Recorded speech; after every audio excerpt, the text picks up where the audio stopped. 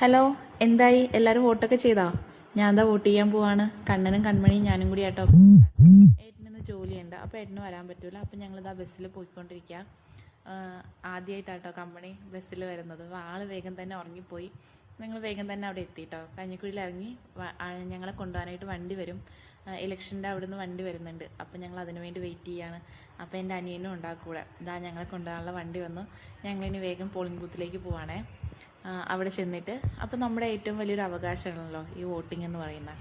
അത് നമ്മൾ ആർക്ക് ചെയ്യണമെന്നുള്ളതല്ല, നമ്മുടെ ആ അവകാശം നമ്മൾ ചെയ്യുക.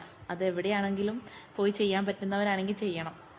അപ്പോൾ ഇതാ വോട്ടിങ്ങൊക്കെ കഴിഞ്ഞ് ഞാൻ അധികം തിരക്കൊന്നും ഉണ്ടായില്ല കേട്ടോ. വേഗം തന്നെ ചെന്ന് വോട്ട് ചെയ്തിട്ട് വേഗം തന്നെ ഇറങ്ങി. പിന്നെ അവിടെ ചെന്നതല്ലേ, ഒന്ന് വീട്ടിലും പോയി അമ്മേനെ കണ്ട്. അച്ഛനൊക്കെ അവിടെ തന്നെ ഉണ്ടായിരുന്നു.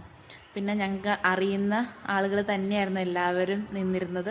എന്നാലും നമുക്ക് ഒരു ഒരു തീരുമാനം ഉണ്ടാവുമല്ലോ എന്താണ് വോട്ടിങ്ങിലൊക്കെ. അപ്പം അങ്ങനെ എൻ്റെ സമ്മതിദാന അവകാശം ഞാൻ രേഖപ്പെടുത്തിയതായി ഇറങ്ങിയിട്ട് വീട്ടിലേക്ക് പോവാണേ. അതിന് നമുക്ക് വണ്ടിയിൽ കൊണ്ടുവന്നവരാക്കിയൊക്കെ തരുന്നുണ്ട്. അങ്ങനെ വേഗം തന്നെ ഞാൻ വീട്ടിൽ എത്തി. അപ്പം അത്രയേ ഉള്ളൂ ഇന്നത്തെ വിശേഷം. ഓ, ശരി എന്നാൽ.